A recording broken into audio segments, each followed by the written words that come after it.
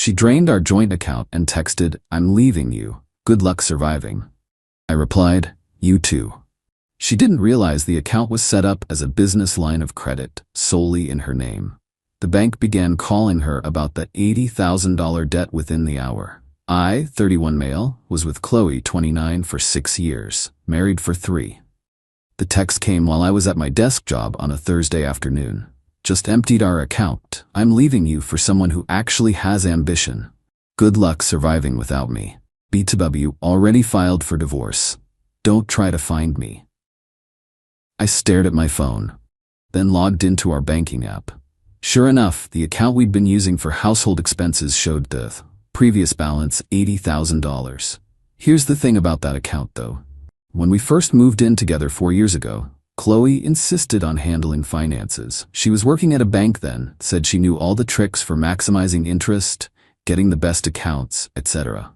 I was young, in love, and honestly terrible with money stuff, so I agreed. She set up what she called our household account and added me as an authorized user. Said it was better than a regular joint account for tax purposes and credit building. I transferred my portion every month, she handled bills. Worked fine. What I didn't know until much later, and what Chloe apparently still didn't realize, was that she'd actually opened a business line of credit, not a checking account, in her name only. As the sole proprietor of her consulting business that never really took off. I'd figured this out about 8 months ago when I finally started educating myself about finances, ironically, because Chloe kept calling me financially illiterate. Noticed weird terms on a statement, did some Googling, called the bank pretending to be confused about our account type. The rep explained I was just an authorized user on a business credit line, not liable for any debts. Only the account owner, Chloe, was responsible for repayment. I kept my mouth shut, kept transferring my half every month. But I also quietly opened my own personal checking account and started building an emergency fund, just in case.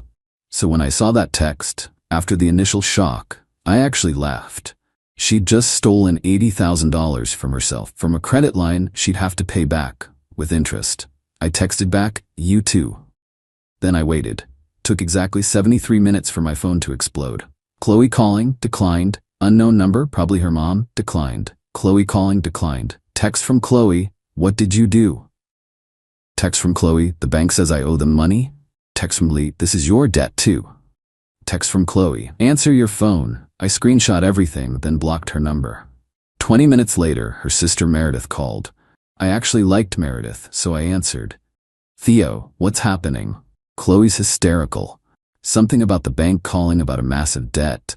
"Meredith, your sister just drained what she thought was our joint account and sent me a text saying she's leaving me." Turns out it wasn't a joint account. It's a business credit line in her name. Long pause. She stole money from a credit line? Technically, she borrowed it from herself, and now she owes the bank $80,000 plus interest. But that was your money too. No, I was just an authorized user. I put money in monthly, which technically counted as payments toward the credit line. But the debt, that's all hers. You knew? Found out 8 months ago. Never thought she'd do something this stupid though. Meredith was quiet for a moment. "Theo, she's with someone else, has been for months. Some crypto guy named Blake she met at a conference. I figured as much. You need to help her with this debt situation." Why would I do that? She just stole what she thought was my money and left me for another man, because it's the right thing to do. The right thing? Meredith, she literally tried to leave me with nothing. She thought I'd be broke and desperate. The only reason she's in trouble is because she didn't understand her own financial setup. I hung up. Update 1. The entitlement has reached astronomical levels. First, Chloe tried the legal route. Had some bargain basement lawyer send me a letter demanding I pay half the debt as it was marital funds. My lawyer, yes, I'd already retained one, responded with a simple statement. I was an authorized user, not a cosigner. The debt predated our marriage since she opened the account before we wed. Not my problem. Then came the emotional manipulation via her parents. Her dad, Robert, actually showed up at my apartment building. Doorman called up. "There's a Robert here to see you, says it's urgent. Tell him I'm not available." Could hear Robert yelling from the lobby about man-to-man conversations and doing the honorable thing. Security eventually escorted him out. But here's where it gets really interesting. Remember Blake, the crypto guy? Well, Meredith reached out again with some tea. Apparently, Chloe had told Blake she was getting at least $80,000 in the divorce, plus alimony, plus half my 401k. She'd been spinning this tale of being married to a tech executive, I work in IT support, who was loaded but cheap. Blake thought he was getting a sugar mama. When Chloe told him about the debt situation, he bounced. Literally ghosted her within 24 hours. She tried to move into the apartment he'd been renting for them. Yeah, she'd already signed a lease with him. But surprise, he'd never actually put her name on it. The landlord wouldn't let her in without Blake's permission, and Blake had already told them she was no longer authorized. So now Chloe was homeless, 80K in debt, and single. Did I feel bad? For about 0.3 seconds. Then I remembered the good luck surviving text and went back to eating my cereal. But Chloe wasn't done. Oh no. She created a whole victim narrative online, posted on social media about how her financially abusive ex-husband tricked her into debt, how I'd manipulated the banking system to trap her. Problem was, she'd forgotten that several of our mutual friends worked in finance. Her former coworker from the bank, Jerome, actually commented, "Chloe, you literally worked in banking. You opened that account yourself. I remember you bragging about the rewards points." She deleted the post, but screenshots were already circulating. Then came the truly pathetic attempt. She reached out to my mom. My mom. Trying to get her to convince me to help with the debt. My mom's response was legendary. She sent me the screenshot. "Chloe, Mrs. Davidson, Theo won't help me with this misunderstanding about our finances. As his mother, could you talk sense into him? The same sense you had when you were cheating on my son with that crypto fool? That kind of sense, delete my number." But the peak entitlement came yesterday. I got a call from the bank. Not about the debt, about Chloe trying to report the authorized user card as fraud. She claimed I'd somehow stolen from the credit line without her knowledge. The bank rep sounded tired. "Sir, we've reviewed the account history. Every transaction from your card was for regular household expenses, groceries, utilities, etc. Does she really want us to investigate this as fraud?" What happens if you do? Well, filing a false fraud report is a federal crime, and since she sent text messages admitting to taking the money, she withdrew $80,000 at once. How is that not flagged? Business credit lines have different rules. It was technically her available credit, but now she owes it back with interest. The rate is substantial. How substantial? 24.99% APR. I actually choked on my coffee. At that rate, if she only made minimum payments, she'd be paying forever. Update 2. The spiral accelerated faster than I expected. Chloe's lawyer dropped her after she couldn't pay the retainer. She tried representing herself in our first divorce hearing. Showed up in designer clothes, probably bought with the stolen money, and demanded alimony because she was accustomed to a certain lifestyle. The judge looked at her financial records, saw the $80,000 withdrawal, saw her texts admitting to taking it, saw that she'd been employed full-time until she quit 2 weeks ago, apparently thought she wouldn't need to work after cleaning me out.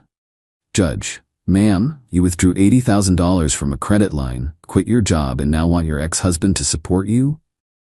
He tricked me. He knew it was a credit line. Did he force you to open the account? No, but did he force you to withdraw the money? No, but he should have told me. You set up the account. You managed it for years. You work in banking. Ignorance of your own financial instruments is not your ex-husband's responsibility. 0 alimony. She actually owes Emmy money because she drained accounts that had marital funds in them. The $80 included my contributions over the years. But here's where Chloe's entitlement went nuclear. She started calling my employer daily, claiming I'd stolen from her, that I was dangerous, that they should be aware they employed a financial predator. HR pulled me in for a meeting. I explained the situation, showed them the divorce papers, her texts, everything. They were actually sympathetic, but said the calls were disruptive. That's when I played my ace. See, I'd been recording everything, legal in my state with one-party consent. including a voicemail where Chloe explicitly said, "I'm going to call your job every day until you pay my debt. I'll make up whatever I need to. They'll fire you eventually." HR's face went pale. Legal got involved. They sent Chloe a cease and desist. She violated it within 48 hours. My company pressed charges for harassment. But wait, there's more. The bank started collection proceedings. Chloe missed her first payment because she'd blown through most of the $80,000 already. How? Well, according to Meredith, who was thoroughly disgusted with her sister at this point, first-class tickets to Costa Rica for her and Blake, $12. Designer shopping spree, $15,000. Deposit on a luxury apartment she couldn't actually afford, $8,000. New car down payment, $10. Couldn't get approved for the loan though. Cosmetic procedures she'd been wanting, $7. The rest went to hotels, restaurants, and investing in Blake's crypto scheme. When the bank started calling about missed payments, she tried to negotiate. Claimed financial hardship. They asked for proof of income. She had none. She'd quit her job, remember?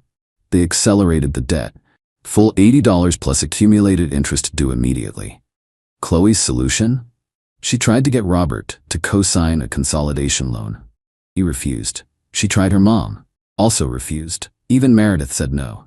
Then she hit absolute rock bottom of shamelessness. She started a crowdfunding campaign. Help a domestic abuse survivor recover from financial exploitation. I kid you not. The campaign included photos of her crying, a completely fabricated story about how I'd manipulated her into debt through complex financial schemes, and a request for $100K to rebuild her life. It raised $37 in 3 days. Someone donated $2 with the comment "lol." Meredith sent me screenshots of Chloe melting down in their family group chat, demanding everyone share the campaign, calling them unsupportive when they refused. Her own aunt responded, "Chloe, everyone knows what you did. Stop embarrassing yourself." Update 3. The legal consequences started hitting. Remember the harassment charges? Chloe got arrested at her parents' house. Robert had to bail her out. The conditions included no contact with me or my employer. She violated those conditions within a week by creating fake email accounts to send anonymous tips to my company about my criminal behavior. IT traced them back to her IP address. Back to jail. This time, Robert didn't bail her out immediately. Let her sit for 48 hours to think about her choices. Meanwhile, the divorce was finalized. She got her personal belongings, her car, that she was making payments on. 40% of the marital assets would have been 50%, but the judge factored in the $80 she took. I kept the apartment, was mine before marriage. My 401k, protected since she withdrew the $80K. My sanity, she had to pay. The $80K credit line debt, my legal fees. Judge ruled her behavior was malicious. Court costs. The total she owed between the bank and legal fees? About $95. Her solution was spectacular in its stupidity. She tried to declare bankruptcy. Except, she'd transferred some assets to her parents to hide them before filing. The bankruptcy trustee found out. Of course they did. It's their job. That's bankruptcy fraud. A federal crime. She panicked and withdrew the bankruptcy petition, but now she was under investigation. During all this, she was still living with Robert and her mom. From what Meredith told me, it was rough. Chloe expected to be treated like a victim. Instead, her parents made her get a job. She's now working retail, pay rent, do chores, attend financial literacy classes. The irony. She lasted 2 weeks before having a meltdown about how everyone was punishing her for falling in love with Blake, who hadn't contacted her since disappearing. Then came the last desperate play. She reached out to my ex-girlfriend from college, Amber, on social media, tried to convince her that I was some kind of financial mastermind who'd conned them both, wanted to team up to expose me. Amber's response was perfect. She sent me the screenshots. "Chloe, I dated Theo for 2 years. He's literally the most straightforward person I know. We broke up because we wanted different things, not because he's some evil genius. Also, girl, you stole $80K and got caught. Take the L and move on." But my absolute favorite part? Last week, I ran into Blake at a coffee shop. He tried to avoid me, but we ended up in line together. So I said, "How's the crypto going?" He looked embarrassed. "Look, man, I didn't know she was married at first. Don't care, but I am curious. Did she ever invest in your scheme?" "Yeah, about $15K. How'd that work out? The coin crashed. It's worth maybe $300 now. I actually laughed out loud in the coffee shop. Final update. The conclusion is both pathetic and predictable. Chloe's debt to the bank went to collections. Her credit score is destroyed. She'll be dealing with this for the next decade minimum. The harassment charges resulted in 18 months probation and mandatory anger management classes. She has a criminal record now. Her job at the retail store lasted 6 weeks. She got fired for berating a customer who she claimed looked at her judgmentally. Now she's working at a call center, ironically doing collections. She tried one more Hail Mary, reached out to me through a mutual friend asking if we could start over, said she'd learned her lesson, and Blake meant nothing. My response through the friend, tell her I said good luck surviving.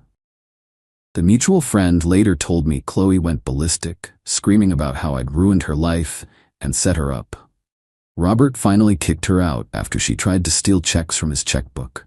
She's now living with a cousin who charges her market rate rent and requires first and last month up front. Meredith and I actually still talk occasionally. She told me Chloe recently said at a family dinner that she was the victim of a sophisticated financial conspiracy and that I'd probably been planning this for years. Her uncle, who's an accountant, responded, "Chloe, you opened a credit line, forgot it was a credit line, stole from it, and got caught. The only conspiracy here is how you graduated from college. As for me, I'm doing fine. Kept my job, my apartment, my retirement savings. Started dating Jade, a woman from my rock climbing gym who actually understands how bank accounts work. The AITA teller Chloe stole? Well, technically she stole it from herself, and I'd only contributed about $20 of that over the years in monthly payments. The bank considered those legitimate payments toward the credit line. So really, she played herself. Last I heard through the grapevine, she's in debt for the next 15+ years. Living paycheck to paycheck. Blake is being investigated by the SEC for his crypto scheme. Her parents barely speak to her. She's banned from 3 local banks for aggressive behavior. Still posts vague quotes about surviving betrayal on social media. The moral of the story? If you're going to drain a joint account and leave your partner with a good luck surviving message, maybe make sure you actually understand what kind of account it is first. And definitely make sure it's not a credit line in your name only. Because turns out, karma doesn't need my help. Sometimes idiots destroy themselves with their own entitlement. Good luck surviving, Chloe. You're gonna need it for the next 15 years of monthly payments. Edit. Since people keep asking, yes, this is all legal. No, I had no obligation to warn her. She set up the account. She managed it. She worked in banking. Her ignorance of her own financial instruments isn't my responsibility, especially after she tried to leave me with nothing. Edit 2. For those saying I should have told her, she literally sent me a text saying she was leaving me and to good luck surviving after stealing what she thought was our money. Why would I help someone who did that? Edit 3. Chloe, if you're reading this, and Meredith says you've been hate searching my username, that financial literacy class you're taking, pay attention. Might help with the next 180 monthly payments you've got left.